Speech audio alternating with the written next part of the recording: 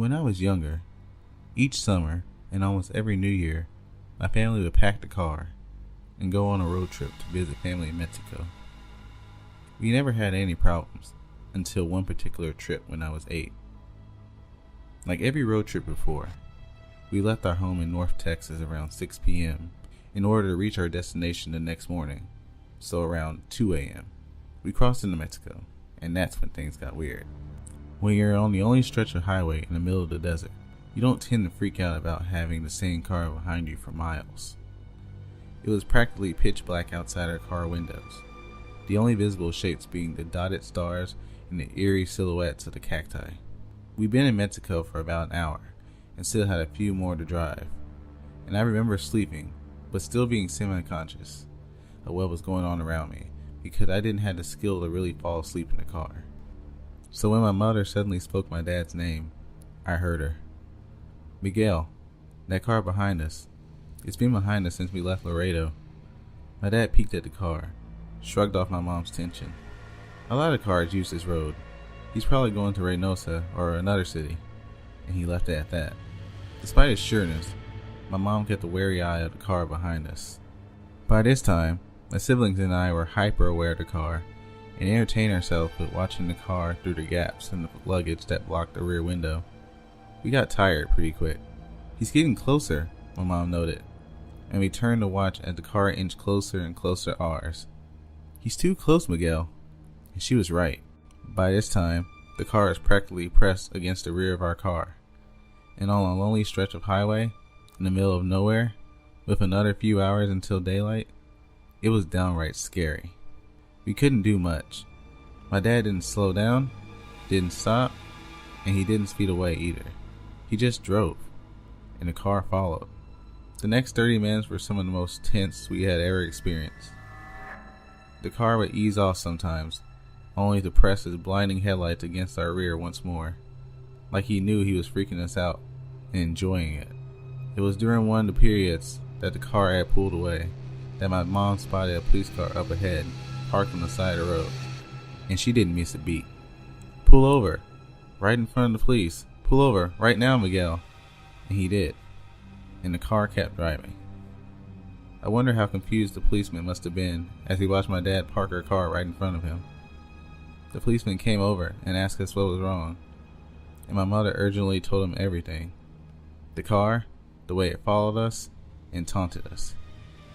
The policeman took her claim seriously and told us how people are victimized and had their cars stolen on these empty highways by thugs and criminals. And then he offered to drive behind us for a while to make us feel safe. We drove off with the police cruiser behind us, relieved, until about 10 minutes later when we saw something that confirmed the policeman's words and my mother's worst fears. 10 minutes later, we saw the car pulled over on the side of the road, waiting.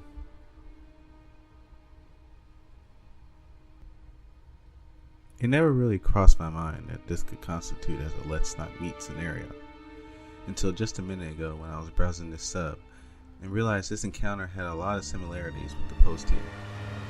It's so strange that this sort of thing happens to you because in the moment, it never feels so serious.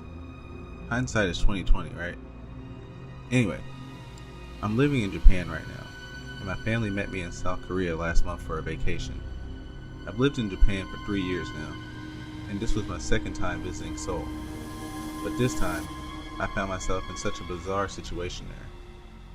My family and I were touring Gyeongbokgung, the most famous palace in Seoul. The grounds are pretty vast, not like Versailles or anything, but at least a mile or two of walking to cover the whole thing. About halfway through our visit, we break and sat down on the ledge of one of the structures. A German tour group came through the same passage and paused for a few minutes so the tour guide could explain the history of that particular area. A bunch of, predictably, German people took seats around us, along with one Korean guy who we thought nothing of at the time. After all, we were in Korea. After a few minutes, my family and I decided to move on and head to the cafe near the entrance of the palace. The tour group had obviously stayed behind, but the one guy got up around the same time as we did. Yes, the one Korean guy. We didn't realize it until about 5 or 10 minutes outside the area, but one of my sisters pointed out that this guy had been following our path closely enough to be suspicious. By the way, it's worth mentioning that we had 7 people in our group. Me, my 2 sisters, my mom, dad, uncle, and brother-in-law. We definitely had the power and numbers thing going for us. My family is also incredibly confrontational when they need to be. So after my sisters and I noticed something weird was going on, we stopped walking. And the guy stopped walking too. So we all gave him a very obvious stare down, to which he responded by looking very intently at the ground. Strange, but okay. We decided to carry on. And again, this guy decided to follow. By this time, the rest of our family was catching on. So we decided to make a stop near one of the gates that leads to the main part of the palace to see if he stops again. Sure enough, he does, and sits his butt down on the ground, trying to play it off like he's doing his own thing.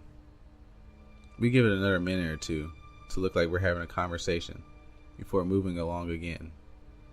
And you guessed it, this guy stands up and tails us right to the center of the main palace building, where we stop again when we see he's still following. This time, there's not really anywhere natural to stop and take a seat, so he just stops dead in his tracks a few feet away from us. At this point, there's no way anyone can deny that he's straight up stalking us. So, my dad and uncle turn right to him and say, "Is there a reason why you're following us?" Maybe this guy couldn't understand much English, but I think the sentiment was probably pretty obvious. But the guy doesn't even try to respond, doesn't even make eye contact with them. He's just silent, staring kinda dead-eyed at the ground. My sisters and brother-in-law decide at this point we've got to find someone who works there. There's nothing inherently threatening about this guy, but something about him is kinda eerie. I mean, on top of the fact that he's overtly stalking us for the past 20 minutes. There are no guards or staff in the immediate area, so we all pick up the pace. And, of course, our guy picks up the pace right behind us as we head over to the cafe. My brother-in-law and I get to the cafe first and find a staff member at the counter. We tell her what's going on, and she seems to understand immediately and goes to get her supervisor from the back.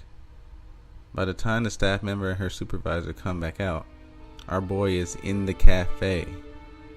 Bold move, my man. So, I point directly at him and tell the 2 staff members, that's him.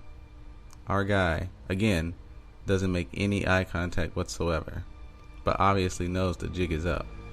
So he power walks his way out of the cafe and back out onto the grounds. The staff members follow him out and talk to my sister and mom and tell him that if they have any more problems with this guy to let them know. I know that that's kind of an anticlimactic ending, but that's the last we saw of him, thankfully.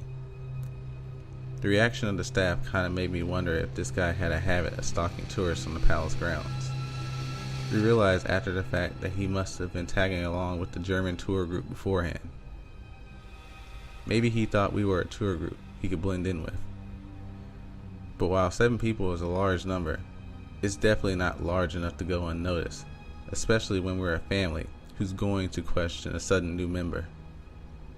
In the end, my uncle and I just kind of assumed he was just a pervert, trying to get close to exotic foreigners or something.